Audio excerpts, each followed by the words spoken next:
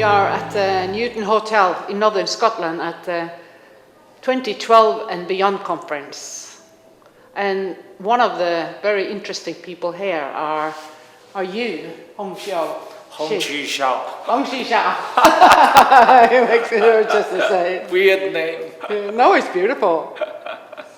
So you just come from Taiwan, where your book is on the top of the bestseller list.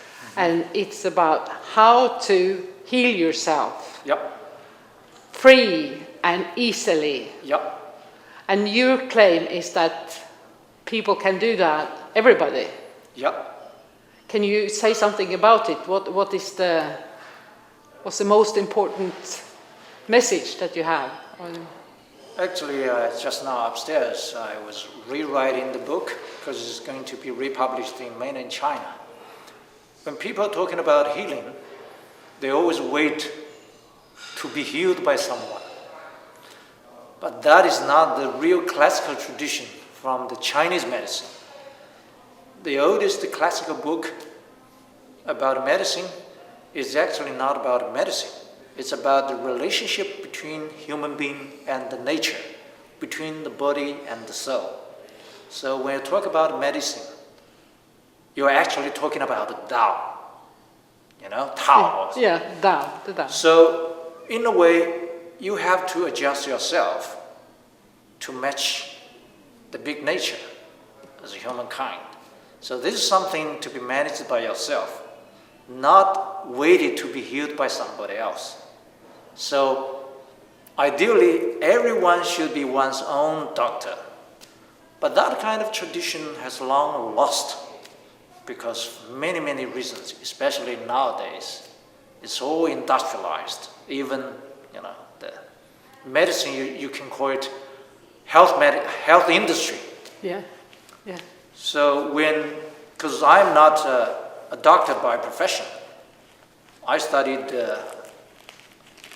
economics in China, and then MBA in the business school, in the US called Thunderbird. Then I went work in New York for a couple of years in Wall Street. Then I was transferred to Hong Kong and worked there, still in the finance area for over 10 years.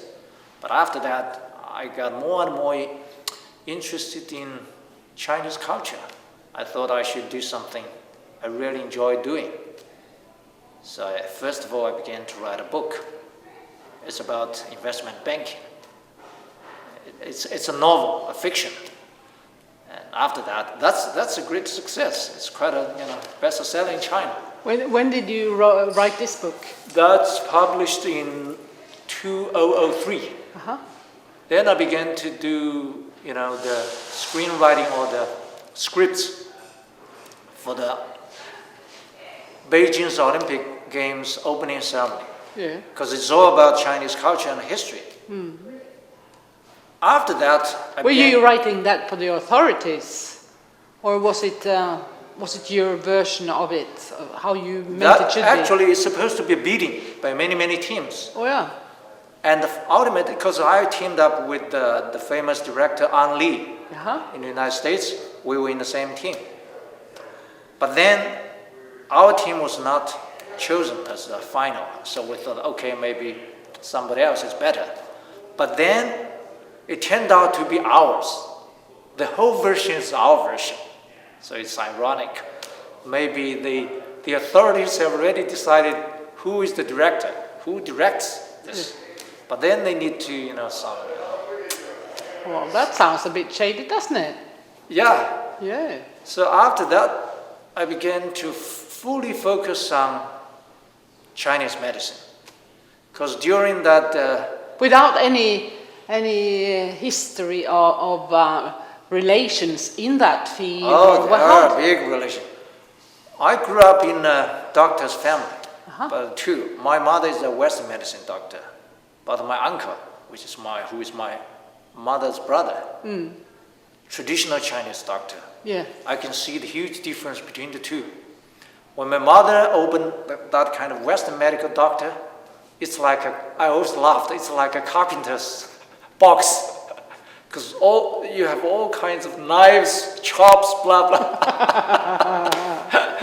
More butcher style. Yeah, butcher style. Yeah, but for Chinese medical doctor, you need nothing. Just You have the hands. needles. Yeah, that's all. Yeah.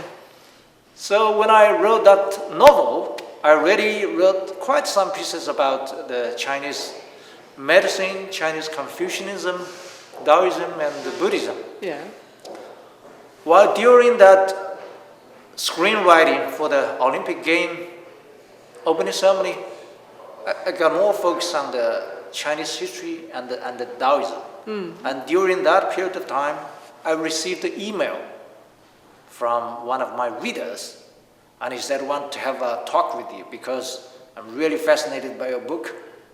There is a lot of talking about the Taoism and the Chinese medicine." I said, "Yeah, bingo, let's see."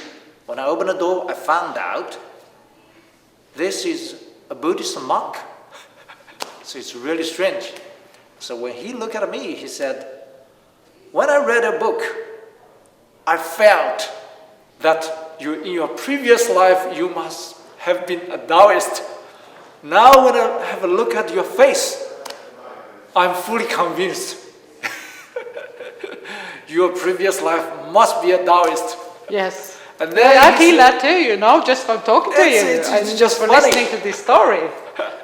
Then he said, "You should leave your beard, because I never, had to look like this before." No. I said, "Why?" He said, Tao. "As a Taoist, Yes. you should have a Taoist look." Yeah. I said, "Okay, I may have a try because I don't want to have a shaving every day anyway. I'm a lazy person." So from then on, I began to have my, Yeah. beard. As long And then as this. you don't have a tail yet, which you should have. So he said, "Okay, you should follow a route. Then you can find more encounters of your previous life. You will find your karma, or Chinese word 缘分. 缘 is a very Buddhist word. I translate it as hidden link, which is kind of link invisible to your eyes, but you can see it is there. So people think, this must be a joke.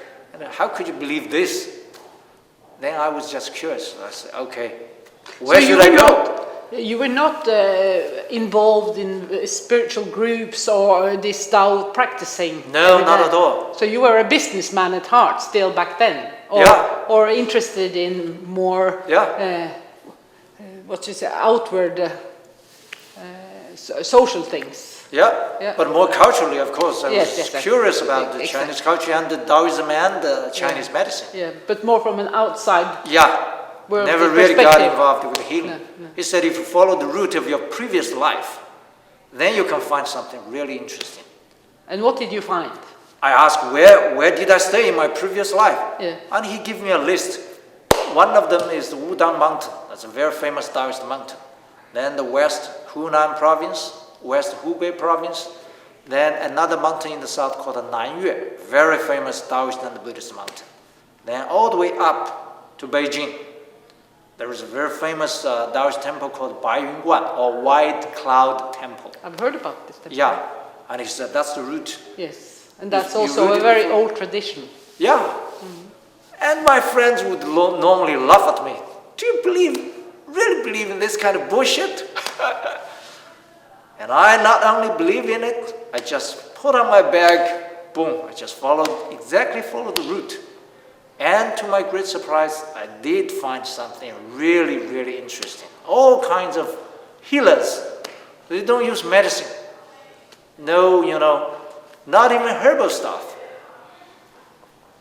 One of the most fascinating things is to acupressure. They just use the fingers. That guy treated all the people who have been paralyzed. Got a strike, like half body paralyzed. Yes.